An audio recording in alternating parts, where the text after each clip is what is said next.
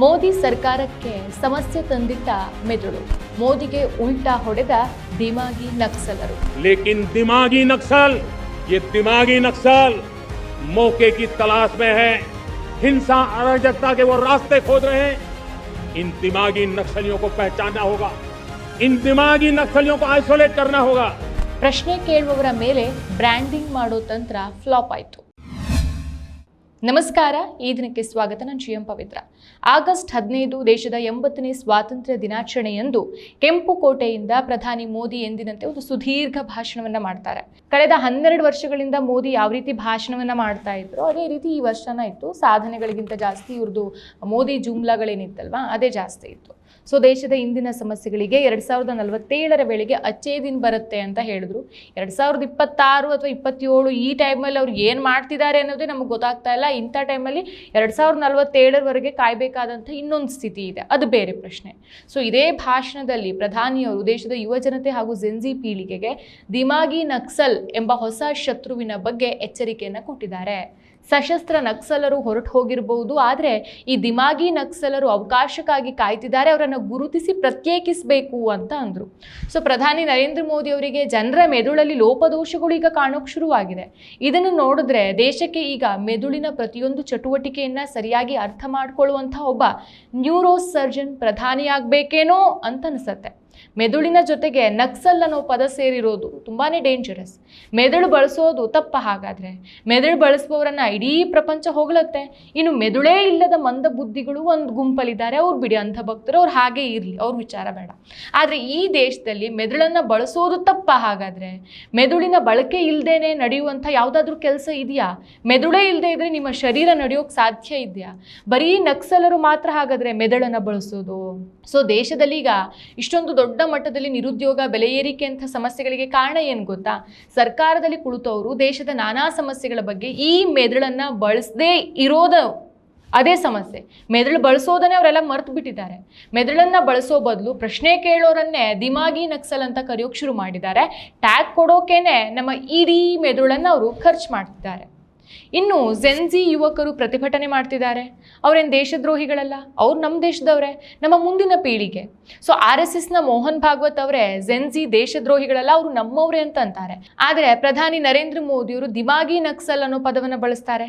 ಕೆಂಪುಕೋಟೆ ಮೇಲಿಂದ ಭಾಷಣ ಮಾಡ್ತಾ ಯಾರನ್ನ ದಿಮಾಗಿ ನಕ್ಸಲ್ ಅಂತ ಹೇಳಿದ್ರು ಅದನ್ನು ಹೇಳಲಿಲ್ಲ ಅವರು. ಸೊ ಜೆನ್ಜಿ ಯುವಕರನ್ನು ಹೇಳಿದ್ರ. ಆಗಸ್ಟ್ 15ಕ್ಕೂ ಮೊದಲೇ ಜೆನ್ಜಿ ಯುವಕರು ಜಂತರ್ ಮಂತರಲ್ಲಿ ತಮ್ಮ ಮೆದುಳನ್ನು ಬಳಸಿದ್ರು. ಜಾರ್ಖಂಡ್ನಲ್ಲಿ ವಿದ್ಯಾರ್ಥಿಗಳು ಮೆದುಳನ್ನು ಬಳಸಿದ್ರು. ಅವರನ್ನು ದಿಮಾಗಿ ನಕ್ಸಲರು ಅಂತ ಹೇಳ್ತಿದ್ದಾರಾ?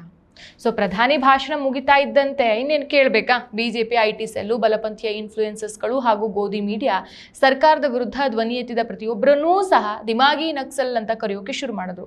ಆದರೆ ಕತೆ ಏನಾಯಿತು? ಉಲ್ಟಾ ಹೊಡಿತು. ಜನ ಮೋದಿಯವರ ಮಾತನ್ನು ಗೇಲಿ ಮಾಡೋಕೆ ಶುರು ಮಾಡಿದ್ರು ಮತ್ತು ಇನ್ಸ್ಟಾಗ್ರಾಮಲ್ಲಿ ದಿಮಾಗಿ ನಕ್ಸಲ್ ಪಾರ್ಟಿಗಳು ಹುಟ್ಕೊಂತು.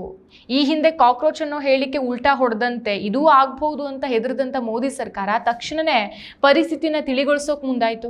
ಕೇಂದ್ರ ಸಚಿವ ಕಿರಣ್ ರಿಜಿಜು ಸ್ಪಷ್ಟನೆ ಕೊಡ್ತಾ ಹೇಳ್ತಾರೆ, ಮಾವೋವಾದಿಗಳನ್ನು ಬೆಂಬಲಿಸುವ, ಸಂವಿಧಾನವನ್ನು ನಿರಾಕರಿಸುವ, ಆರ್ಟಿಕಲ್ 370 ಮರಳಿ ತರೋಕೆ ಆಗ್ರಹಿಸುವ ಹಾಗೂ ಈಶಾನ್ಯ ಭಾರತವನ್ನು ದೇಶದಿಂದ ಪ್ರತ್ಯೇಕಿಸೋಕೆ ಬಯಸುವಂಥ 4 ರೀತಿ ಜನಗಳಿಗೆ ಮಾತ್ರ ಈ ಒಂದು ಏನು ದಿಮಾಗಿ ನಕ್ಸಲ್ ಅನ್ನೋ ಪದ ಸೀಮಿತ ಆಗತ್ತೆ. ಸರ್ಕಾರವನ್ನು ಪ್ರಶ್ನಿಸೋದು ನಕ್ಸಲಿಸಮ್ ಅಲ್ಲ ಅಂತ ಅನ್ಕೊಂಡು ಹೇಳಬೇಕಾಯ್ತು. ಆದರೆ ಶರ್ಜಿಲ್ ಇಮಾಮ್ ಮತ್ತು ಉಮರ್ ಖಾಲಿದ್ ವಿಚಾರದಲ್ಲಿ 6 ವರ್ಷಗಳಿಂದ ಟ್ರಯಲ್ ಇಲ್ಲದೇನೆ ಜೈಲಲ್ಲಿ ಯಾಕೆ ಇಟ್ಟಿದ್ದಾರೆ? ಅರುಂಧತಿ ರಾಯ್ ಸೇರಿದಂತೆ 110 ಪ್ರಮುಖರು CJIಗೆ ಪತ್ರ ಬರೆದು ತ್ವರಿತ ವಿಚಾರಣೆ ನಡೆಸೋಕೆ ಮನವಿ ಮಾಡಿದ್ದಾರೆ. ಜೈಲಿನಲ್ಲಿ ಇದ್ದವರ ವಿಚಾರಣೆ ಯಾಕೆ ಶುರುವಾಗಿಲ್ಲ ಅಂತ ಕಿರಣ್ ರಿಜಿಜು ಉತ್ತರ ಕೊಡ್ಲಿ ನೋಡುವ. ಸೊ ಸರ್ಕಾರದ ವಿರುದ್ಧ ಎತ್ತಲಾದಂಥ ಪ್ರಶ್ನೆಗಳನ್ನು ಕಡೆಗಣಿಸೋಕೆ ಹೊಸ ಶತ್ರುವನ್ನು ಸೃಷ್ಟಿಸಿರೋದು ಇದೇ ಮೊದಲೇನಲ್ಲ. ಕಳೆದ 12 ವರ್ಷಗಳಲ್ಲಿ ಸರ್ಕಾರ ಮೇಕ್ ಇನ್ ಇಂಡಿಯಾ ಅಥವಾ ಸ್ಟಾರ್ಟಪ್ ಇಂಡಿಯಾಗಿಂತ ಅತ್ಯಂತ ಯಶಸ್ವಿಯಾಗಿ ನಡೆಸಿದ್ದು ಫೂಲ್ ಇನ್ ಇಂಡಿಯಾವನ್ನು, ಅಂದರೆ ಜನರನ್ನು ಮೂರ್ಖರನ್ನಾಗಿಸೋ ಆಟವನ್ನು ಅವ್ರು ಚೆನ್ನಾಗೇ ಆಡ್ಕೊಂಡು ಬಂದಿದ್ದಾರೆ. 2014ರಲ್ಲಿ ಕಂಗನಾ ರಣಾವತ್ ಹೇಳಿದಂತೆ ನಿಜವಾದ ಸ್ವಾತಂತ್ರ್ಯ ಸಿಕ್ತು ಅಂತ ಹೇಳಿದ್ರಲ್ವ. ಅಂದರೆ ಮೋದಿ ಸರ್ಕಾರ ಯಾವಾಗ ಬಂತು 2014ನಲ್ಲಿ, ಆಗಲೇ ನಮಗೆ ನಿಜವಾದ ಸ್ವಾತಂತ್ರ್ಯ ಸಿಕ್ಕಿದ್ದು ಅಂತ ಕಂಗನಾ ರಣಾವತ್ ಹೇಳಿದ್ರಲ್ಲ. ಸೊ ಅದನ್ನು ಜನರು ಭಾವಿಸ್ಕೊಂಡು ಅಚ್ಚೇ ದಿನ ಮತ್ತು ನಮ್ಮ ಖಾತೆಗೆ ಒಂದು 15 ಲಕ್ಷ ರೂಪಾಯಿ ಬರುತ್ತೆ ಅಂತ ಭರವಸೆಯನ್ನ ಇಟ್ಕೊಂಡಿದ್ರು. 2016 ನವೆಂಬರಲ್ಲಿ ನೋಟು ಅಮಾನ್ಯೀಕರಣ ಜಾರಿಗೆ ತಂದಾಗ ಜನ ತಮ್ಮದೇ ಹಣ ಹಿಂಪಡೆಯೋಕೆ ATM ಸಾಲಲ್ಲಿ ನಿಂತು ಪ್ರಾಣ ಕಳ್ಕೊಂಡ್ರು. ಆಗ ಸೈನಿಕರು ಸಿಯಾಚಿನ್ನಲ್ಲಿ ಕಾವಲು ಕಾಯ್ತಾ ಇದ್ದಾಗ ನೀವು ATM ಸಾಲಲ್ಲಿ ನಿಲ್ಲೋಕೆ ಸಾಧ್ಯ ಇಲ್ವಾ ಅಂತ ದೇಶಭಕ್ತ ವರ್ಸಸ್ ದೇಶದ್ರೋಹಿ ಕಥನವನ್ನ ಸೃಷ್ಟಿಸಲಾಯಿತು. 50 ದಿನಗಳ ಸಮಯ ಕೇಳಿದಂತ ಮೋದಿಜಿ ಸಮಸ್ಯೆ ಬಗ್ಗೆ ಹರಿಸದೇ ಇದ್ರೂ ಸಹ ರಸ್ತೆಗೆ ಬರಲಿಲ್ಲ. GDP ಕುಸಿತದ ಬಗ್ಗೆ ಪ್ರಶ್ನಿಸಿದ ಬುದ್ಧಿಜೀವಿಗಳನ್ನ ಅವಾರ್ಡ್ ವಾಪಸಿ ಗ್ಯಾಂಗ್ ಅಂತ ಕರೆದು ಬಾಯಿ ಮುಚ್ಚಲಾಯಿತು. GST 1.0 ಜಾರಿಗೆ ತಂದಾಗ ಸಣ್ಣ ಮತ್ತು ಅಸಂಘಟಿತ ವಲಯಗಳು ಕುಸಿದು ಹೋದವು. ನಿರುದ್ಯೋಗ ಹೆಚ್ಚಾಗಿ ರೈತರು ಮತ್ತು ಯುವಕರು ಬೀದಿಗಿಳಿದಾಗ ಅವರಿಗೆ ದೇಶದ್ರೋಹಿ ಎಂಬ ಟ್ಯಾಗ್ ಕೊಟ್ಟರು. ದೇಶದ್ರೋಹಿ ಅನ್ನೋ ಪದನೂ ಸಾಲದೇ ಇದ್ದಾಗ ಸರ್ಕಾರ ಮತ್ತು ಗೋಧಿ ಮೀಡಿಯಾ ತುಕಡೆ ಗ್ಯಾಂಗ್ ಅಂದ್ರು, ಅರ್ಬನ್ ನಕ್ಸಲ್ ಅಂದ್ರು, ಖಾನ್ ಮಾರ್ಕೆಟಿಂಗ್ ಗ್ಯಾಂಗ್ ಅಂದ್ರು, ಲವ್ ಜಿಹಾದ್ ಅಂದ್ರು, ಹಿಂದೂಗಳು ಅಪಾಯದಲ್ಲಿದ್ದಾರೆ ಎಂಬ ನರೇಟಿವ್ಗಳನ್ನು ಸೃಷ್ಟಿಸಿದ್ರು. JNU ವಿದ್ಯಾರ್ಥಿಗಳನ್ನ ಮತ್ತು ಅರ್ಥಶಾಸ್ತ್ರಜ್ಞರನ್ನ ಖಾನ್ ಮಾರ್ಕೆಟ್ ಗ್ಯಾಂಗ್ನ ಏಜೆಂಟರು ಅಂತ ಬಿಂಬಿಸೋ ಮೂಲಕ ಜನರ ಗಮನವನ್ನ ಬೇರೆಡೆ ಸೆಳೆಯಲಾಯಿತು. ಇದಕ್ಕೆಲ್ಲ ಮಾಡಿದ್ ಯಾರು? ಇದನ್ನ ಆ ರೀತಿಯಾಗಿ ಬೇರೆಡೆ ಜನರ ಗಮನವನ್ನು ಸೆಳೆಯೋಕೆ ಇದೆ ನಮ್ಮ ಗೋಧಿ ಮೀಡಿಯಾಗಳು. ಕೋವಿಡ್ ಸಮಯದಲ್ಲಿ ಆಸ್ಪತ್ರೆಗಳಲ್ಲಿ ಬೆಡ್, ಆಕ್ಸಿಜನ್ ಸಿಗದೇ ಇದ್ದಾಗ, ನದಿಗಳಲ್ಲಿ ಶವಗಳು ತೇಲ್ತಾ ಇದ್ದಾಗ ಸರ್ಕಾರ ಮತ್ತು ಮಾಧ್ಯಮಗಳು ಕೊರೋನಾ ಜಿಹಾದ್ ಎಂಬ ಕಥನವನ್ನು ಸೃಷ್ಟಿಸಿ ಕೊರೋನಾ ಬಿಕ್ಕಟ್ಟಿಗೂ ಧರ್ಮವನ್ನು ಬೆರೆಸಿದ್ರು. ನಂತರ CAA ಪ್ರತಿಭಟನೆ ಮತ್ತು ರೈತರ ಹೋರಾಟ ನಡೆದಾಗ ಗಮನವನ್ನು ಬೇರೆಡೆ ಸೆಳೆಯೋಕೆ ಫಾರ್ಮುಲಾ ಅಂತಾರಾಷ್ಟ್ರೀಯ ಮಟ್ಟಕ್ಕೆ ತಲುಪಿತು. ರೈತರ ಹೋರಾಟವನ್ನು ಬೆಂಬಲಿಸಿ ಪಾಪ್ ಗಾಯಕಿ ರಿಯಾನಾ ಅಥವಾ ಮಿಯಾ ಖಲೀಫಾ ಟ್ವೀಟ್ ಮಾಡಿದಾಗ ಅದನ್ನ ಜಾರ್ಜ್ ಸೊರೋಸಾ ಫಂಡಿಂಗ್ ಮತ್ತು ಸನಾತನ ವಿರೋಧಿ ಪಿತೂರಿ ಅಂತ ಬಿಂಬಿಸಲಾಯಿತು. ಭಾರತದ ಶ್ರೇಯಾಂಕಗಳು ಜಾಗತಿಕ ಮಟ್ಟದಲ್ಲಿ ಕುಸಿದಾಗ, ಧರ್ಮದ ಹೆಸರಲ್ಲಿ ನಡೆದ ಲಿಂಚಿಂಗ್ ಬಗ್ಗೆ ಅಂತಾರಾಷ್ಟ್ರೀಯ ಮಾಧ್ಯಮಗಳು ಬರೆದಾಗ, ಅಥವಾ ಕಾರ್ಖಾನೆಗಳು ಮುಚ್ಚಿ ಹೂಡಿಕೆದಾರರು ಹಣವನ್ನು ಹಿಂಪಡೆದಾಗ ವಿದೇಶಿಗರಿಗೆ ನಮ್ಮನ್ನ ಕಂಡ್ರೆ ಹೊಟ್ಟೆ ಉರಿ ಅಂತ ಅದನ್ನೂ ತಳ್ಳಿ ಹಾಕಿದ್ರು.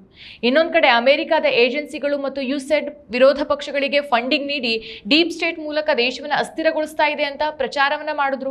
ಆದ್ರೆ ಸ್ವತಃ ಮೋದಿ ಸರ್ಕಾರವೇ ತನ್ನ ಆಡಳಿತಾವಧಿಯಲ್ಲಿ USAID ನಿಂದ ಗಣನೀಯ ಪ್ರಮಾಣದ ನಿಧಿಯನ್ನು ಪಡ್ಕೊಂಡಿದೆ ಅಂತ ಬಯಲಾದಾಗ ಸಚಿವ ಜೈಶಂಕರ್ ಅದನ್ನ ಒಪ್ಕೊಂಡಾಗ ಈ ಚರ್ಚೆ ನ್ಯೂಟ್ರಲ್ ಆಗೋಯ್ತು.